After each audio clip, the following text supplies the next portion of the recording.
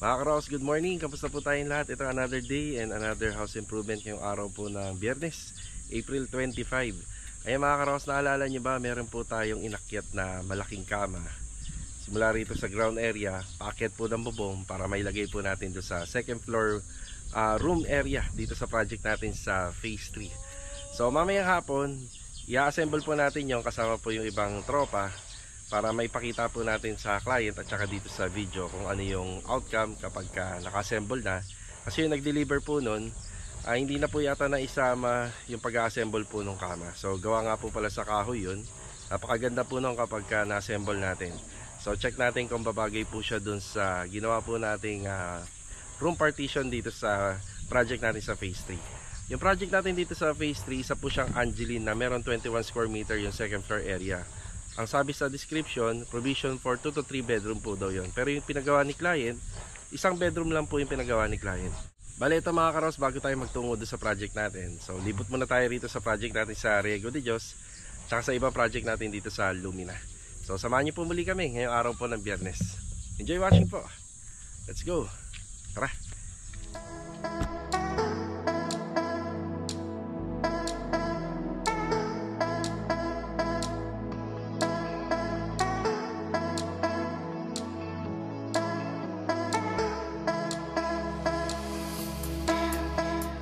Nahirapan niya po pala kami rito kasi sakto-sakto kasama na po itong ayos na, matutuwa na si ma'am dito. Maganda yung pader, parang ulang na.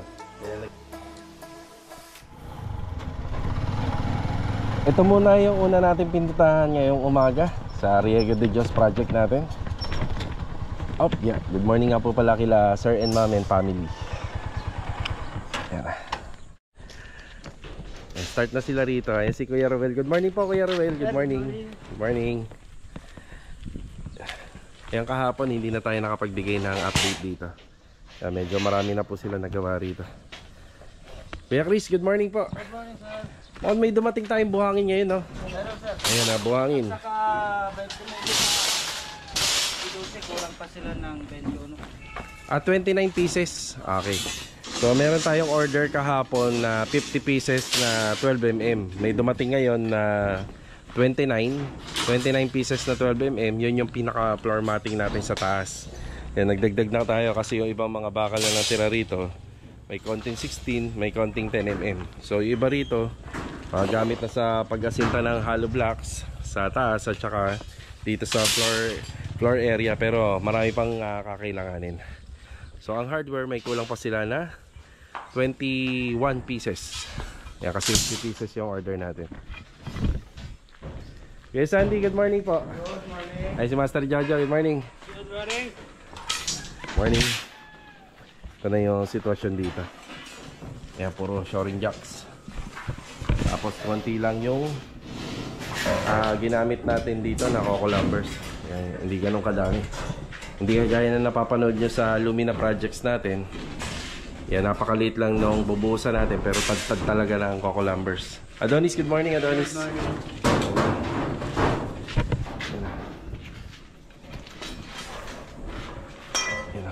Steel deck natin nakakasa na rin gaya nung mga ipinaliwanag ko nung nakaraan.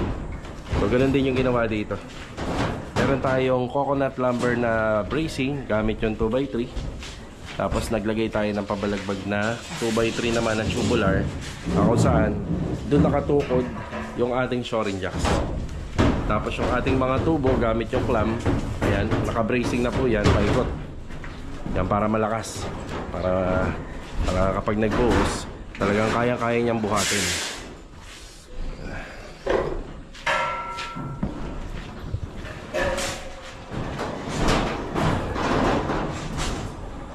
Rusty, good morning Rusty. Yan si Rusty. Yan, bali sa steel deck natin, since ang slab natin ay ang method niya ay steel decking, bali ano na lang po siya, single matting na lang.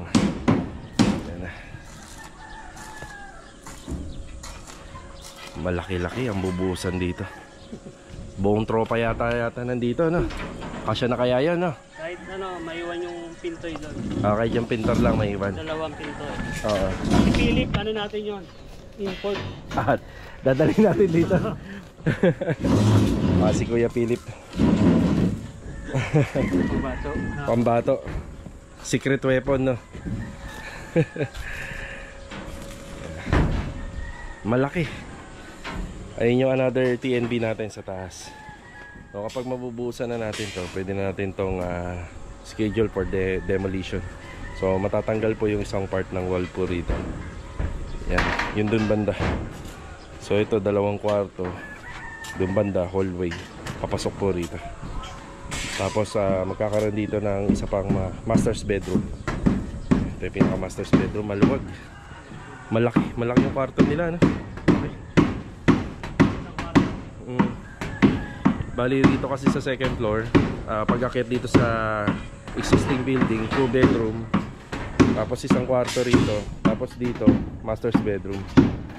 Yung layout na nga lang po ng isang kwarto rito, dahil hindi naman po nagpalagay ng setback si client, ang mangyayari po nito, medyo kulob na siya rito. Magkakaroon na lang ng ventilation dito sa pagitan ng 2 kwarto.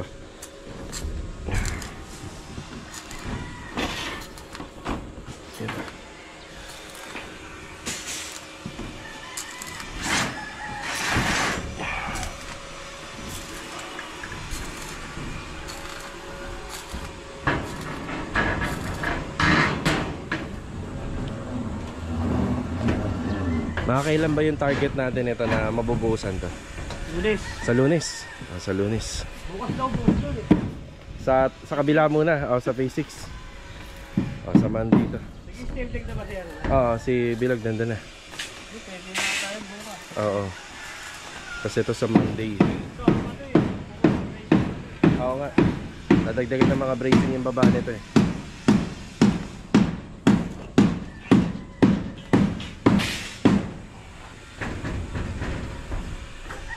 Tapos ilan days ang curing time nito? 3 weeks. 3 weeks. 21 days. 3 weeks. So sa 3 weeks na yon, marami naman pwedeng gawin dito. Itong buong harapan, yung garahe, yung harapan, yung loob. Pwede naman ito iangat na. Ayan, pwede naman na iangat to eh, di ba? After ng buhos, kinabukasan, ayan, pwede nang iangat na. CHB. Ito. Didismantle pa po namin tong bubong na to.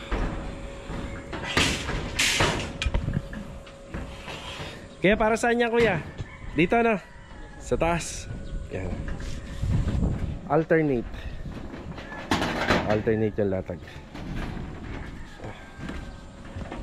Tapos meron tayong extra bar, tsaka yung pinaka bend nya.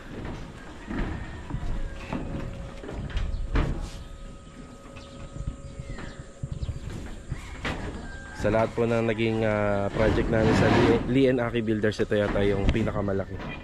Pero ang katumbas po nito, parang tatlong unit kapag nag-i-slab po kami sa mga single firewall ng Lumina. Yan ang katumbas.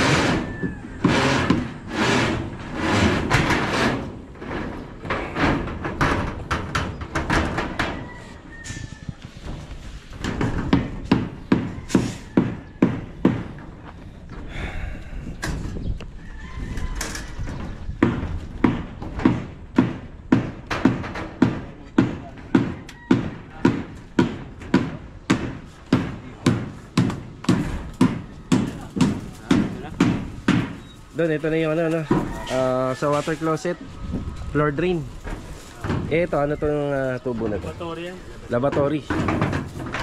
Ang pasingawan natin, labas na, no? Yan, dyan sa pataas. Yan, packet. Langanin na kasi road. Oo. Langanin kasi dito, di 4 lang tayo. 4 na lang tayo kasi sa taas. Labas na eh. Baga, usli na kasi yung usli na yung bubong. Ay, yung tubo. So pagdating po kasi rito sa second floor, asintada nito, magre-reduce na tayo ng CHB laying. Yung ginamit namin sa baba, D5. Pagdating po rito, D4 na lang po pataas. Pero still yung ating mga poste, yan, para matibay, yan pa rin po yun. Yan, makikita natin dito yung layout ng toilet and bathroom dito sa taas. Pero hindi ito yung original niya. Dapat ito hanggang 290 cm pa o kulang-kulang 3 meters.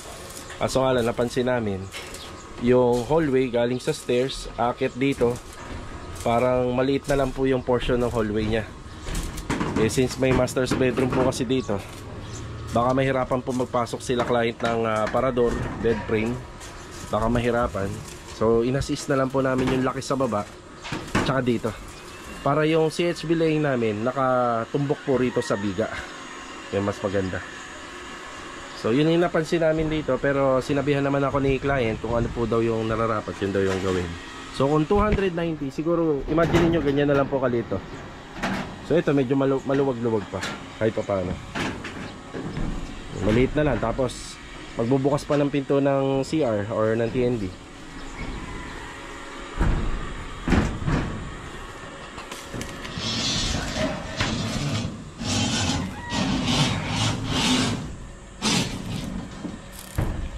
Mamaya mas ramdam ang init dito. Steel deck to eh. Ayun pala, mainit na.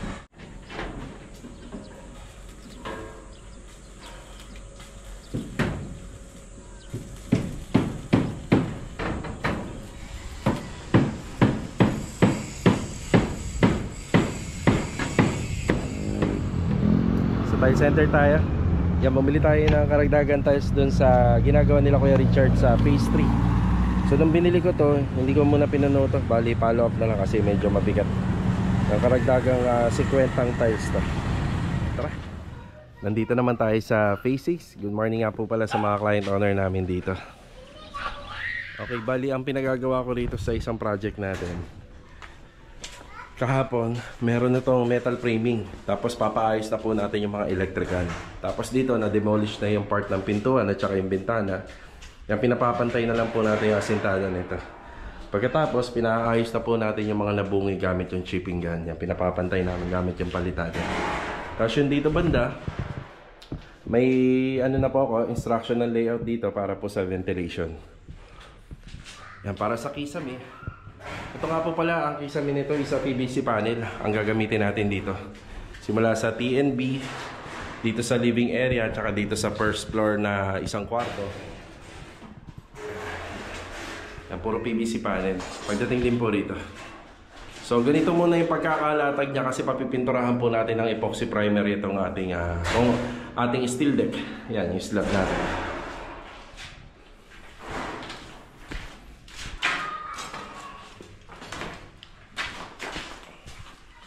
Sa kabila naman, ayan, bating muna tayo. Kuya Doming, magandang umaga. Good morning. Ayan, ayusin muna ni Kuya Doming yung mga na-videoan natin doon kanina. Tapos dito naman yung ating buhos. So sa buhos natin dito sa concrete pouring, bali bukas na schedule. Ayan, inaasikaso dito yung steel deck. Log, good morning, Log. Good morning. Kuya Boy, good morning po. Ayan na. Hindi ako makaakyat. Tama natin yung mga pinagtabasan ha, kahit duktong. Sige, para ano, tawag dito. Ang tawag dito, additional lala. Rebar na. Extra bar. Ilagay mo na extra bar. Sige, sige. So yung gamit naman po namin na ano rito, mga bakal, lahat naman po buo. So pinagamitan ko na ng extra bar. Mas ano rin po 'yun, mas magpapatibay din.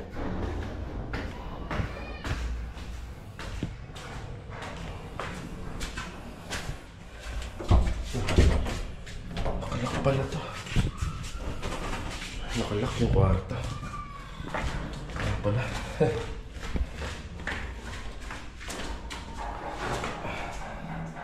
Ang PVC roofing natin na gagamitin dito.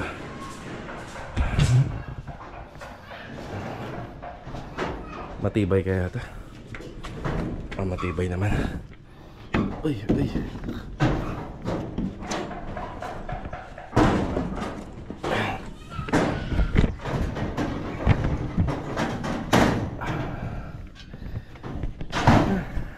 Yan. Ayan pala yung nagagawa nila rito. Bali bukas naka-schedule to para sa buhos. Yan, nandito yung ating floor drain. May water line din tayo rito. Tapos paikot yan. Yan, concrete pouring tayo bukas. So sa steel matting natin is sa 12mm. Yan, lalagyan pa namin ng mga additional na extra bar. Kasi sayang eh, medyo mahaba pa. Yung mga natira natin bakal yan, gagamitin na natin dito.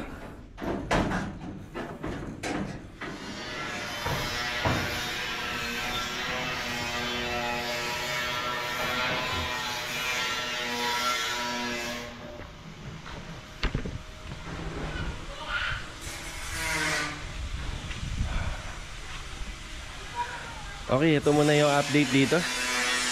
Yan, bukas sama-sama tayo rito para mabuhusan po natin yan.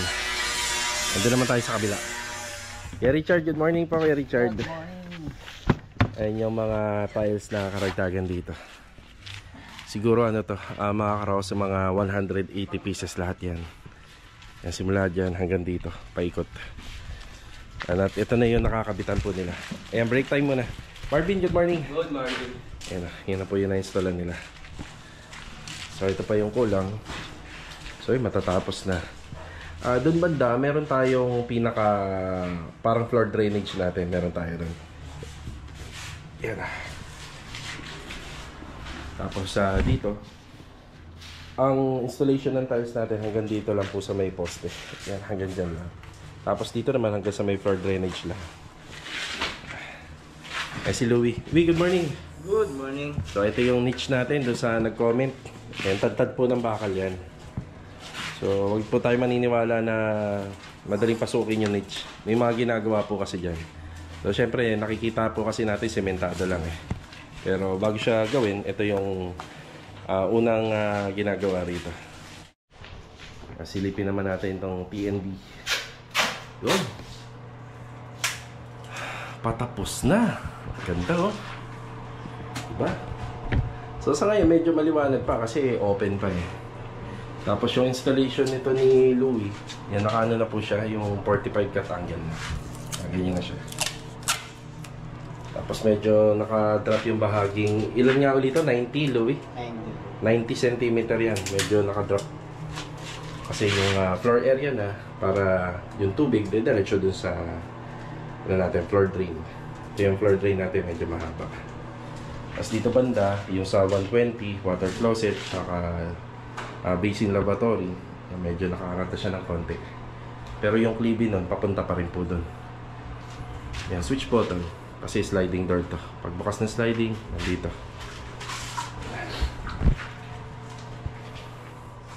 Tapos meron pa tayong ilan sa mga tiles na kukumpletuhin pa, kagaya rito. Tsaka dito sa ilalim ng lababo. Yan, halos okay na tayo rito. Tapos itong hagdanan, alam naman natin na laging huli po to. Kahit halos patapos na yung bahay, huli na po itong ginagawa. Tapos konting retouching na lang.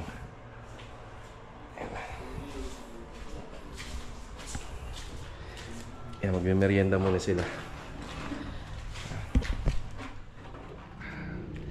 Bale, ito mga karaos, hapon na. Yan, update tayo rito sa project natin sa phase 3.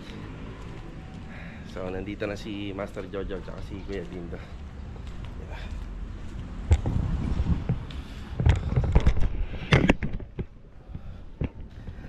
Okay, bali ang assignment ko dito, pina-assemble ko na po sa kanila yung kama. So, ito yung project natin. Sobrang linis na din, no? Ayan, malinis na. Yan, may gagawin na lang po dito. Yan, tinanggalan na ni Kuya Dindo ng cover po. So, yung mga aluminum. So, ACP. Aluminum composite panel po yung gamit natin dito. Yan, para hindi na anayin. Ayan, linis na. May mga konti pa. Kung matatanong nyo, sadyang mababa po talaga yung installation ng indoor unit ng aircon. So kita nyo naman po kasi yung kisame. Ano na lang po niya, napakababa. Ilalaro na lang po ito sa mga 230 cm. Ayan. So kung maka-assemble po kasi natin yung kama rito, mga karokas, kahit pa paano po yung gamit naka-arrange. Yeah, Master Jojo. Sino kasama mo? Hindi daw kumuha ng ano. Gamit? Nakakuha ka ng gamit sa ano? Nakalimutan ko yung ano. Si Stickwell. Pero nakumuha ka ng gamit. Okay. So, may karagdagan po kaming biniling materialis dito. So, babayaran ko na lang sa hardware. Umpisa na pong assemblein to. Saan natin yung ilaw? Yeah. Yan, umpisa na pong assemblein yung malaking kama na gawa po sa kahoy. So, ang kailangan po namin dito, black screw, Stickwell. Isang sachet pwede na, no, Jo? So, dito, si ma'am, nag-request na lang po na kami na daw po yung magkabit. Kasi yung nag-deliver nito, hindi na makakabalik. Galing pa yata ng malayong lugar itong materialis. So, dalawa po sila magkakabit nito. Tapos yung sa mga windows dito, ang gagamitin dito is sa Korean blinds. So sa ngayon, makikita na natin yung ganda niya pag naayos namin. Tapos pahabol na lang kapag nailagay yung mga Korean blinds, mas lalong gaganda to. Din to, good afternoon. Ayun pala, kumuha ng Stickwell. Doon sa ELC yan, kuya. Okay, sige, babayaran ko na lang yan doon. Okay, start na po sila rito. Bali, yan. Assemble na. So, black screw. Yung black screw natin, detress na, Jo. Ayan, detress. Parang meron yata siyang ano, no? Meron siya drawer na. Meron. Ayan, isamang drawer.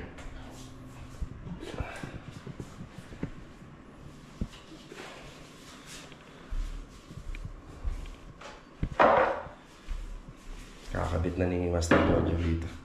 Pinaka-framing lang muna. Lahat gawa sa kahoy. Okay lang naman to, gawa ng yung ano natin.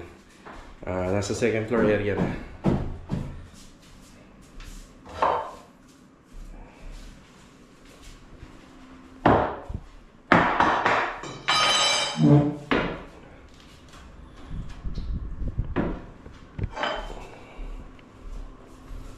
Ano ba rin, na?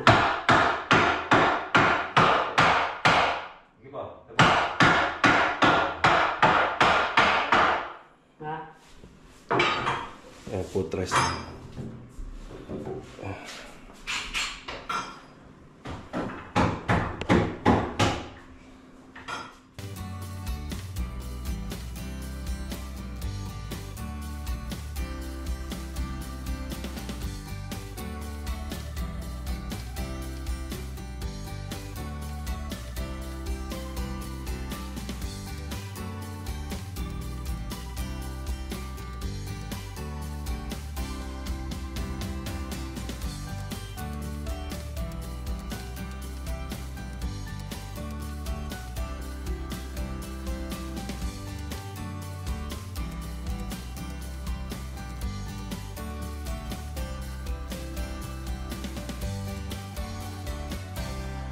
Ayan mga karaos, okay na po tayo rito.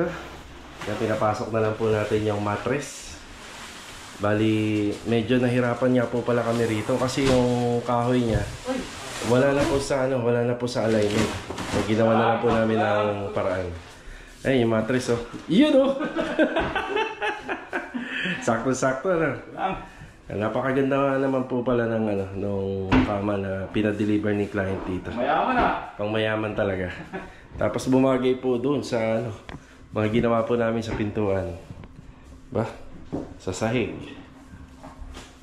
Yan, sakto lang. Tapos meron po siyang drawer dito. Yan, nagdagdag na lang po kami ng rito na... Iwan na naman lang sila. Sargento. Ano yan, yung ano? Ay, ito.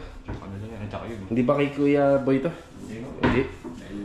Yung nag-install ng aircon.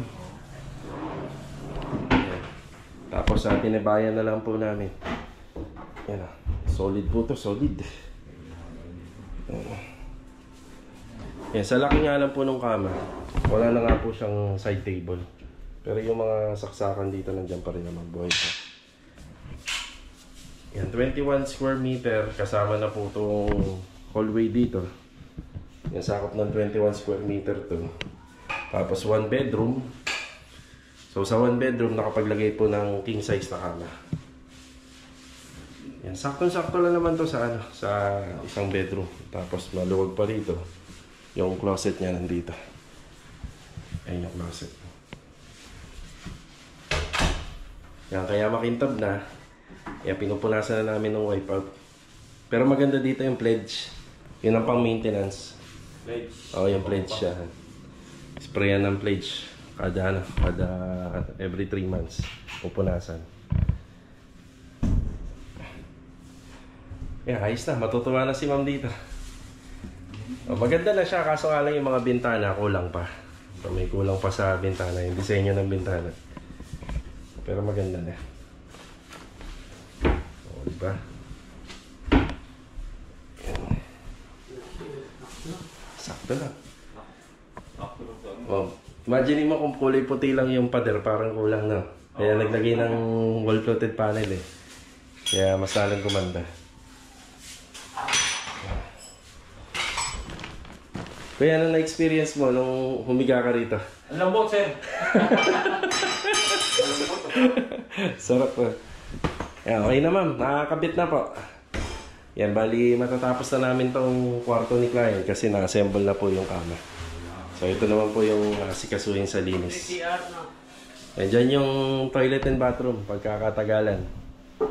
So ito yung plano. Yan, may hallway pa dyan na apakan. Kapag pinaangat ni client to, PNB yan. So paikot. So sa ngayon, hindi pa naman pwedeng i-improve. Siya nga po pala, mayroon pang nakalagay na screen door dito. Hindi pa po natin na tuluyang pinakakabit pa. Okay. Ayos. Ayos na.